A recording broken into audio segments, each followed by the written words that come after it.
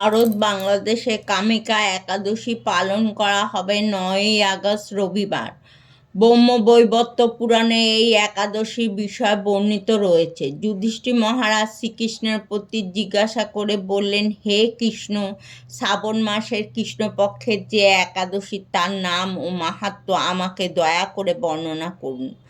উত্তরে শ্রীকৃষ্ণ বললেন, একদিন দেবর্ষি নারদ ব্রহ্মার কাছে গিয়ে বিনীত হয়ে বললেন, শ্রাবণ মাসের কৃষ্ণপক্ষের একাদশীর নাম ও মাহাত্ম্য আমাকে দয়া করে বর্ণনা করুন। পিতামহ ব্রহ্মা খুশি হয়ে বললেন, এই একাদশীর নাম কামিকা একাদশী। এই একাদশী মাহাত্ম্য শ্রবণে বাজপেয় যজ্ঞের ফল লাভ করা যায়। এই একাদশী পালনে গঙ্গা, কাশী, মথুরা ইত্যাদি তীর্থক্ষেত্রে বাস ও নিত্য স্নানের মহাফল লাভ হয়। বাছুরসহ দুগ্ধবতী গাভী দানের ফল লাভ করা যায়। সূর্যগ্রহণে কুরুক্ষেত্রে স্নান এবং শস্যভূমি দানের ফল লাভ করা যায়। এই কামিকা একাদশী ব্রত পালনের ফলে যারা এই একাদশীর দিন শ্রীকৃষ্ণের পূজা করেন তারা মৃত্যুর পর নরকগামী হন না।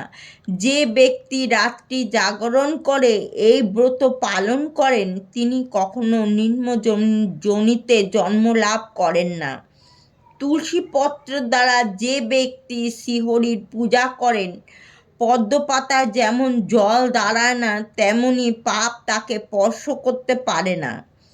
তুলসীর মঞ্জুরি দিয়ে শ্রীহরির অর্চন করলে জন্ম জন্মান্তরের পাপ বিনষ্ট হয়।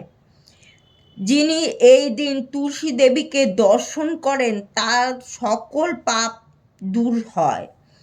তুলসী দেবীকে স্পর্শ করলে তার দেহ পবিত্র হয়।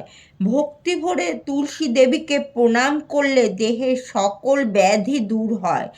যে ব্যক্তি এই দিন তুলসীকে জল দান করেন যমও তাকে ভয় পায়।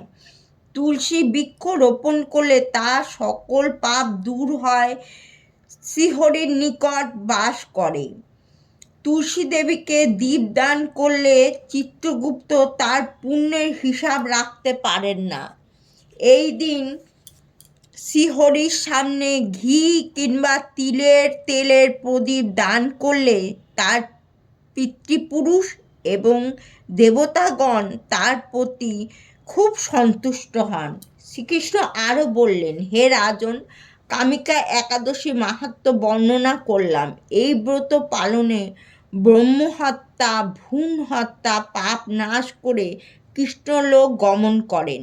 ভক্তি ভরে এই ব্রতের মাহাত্ম্য পাঠ ও শ্রবণ করলে সর্বপাপ মুক্ত হয়ে বৈকুণ্ঠে গমন করেন।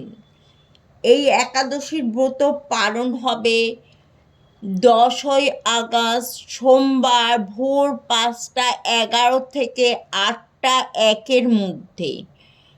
আপনারা সকলেই এই একাদশী ব্রত খুব ভক্তি ভরে পালন করবেন। রাধে রাধে।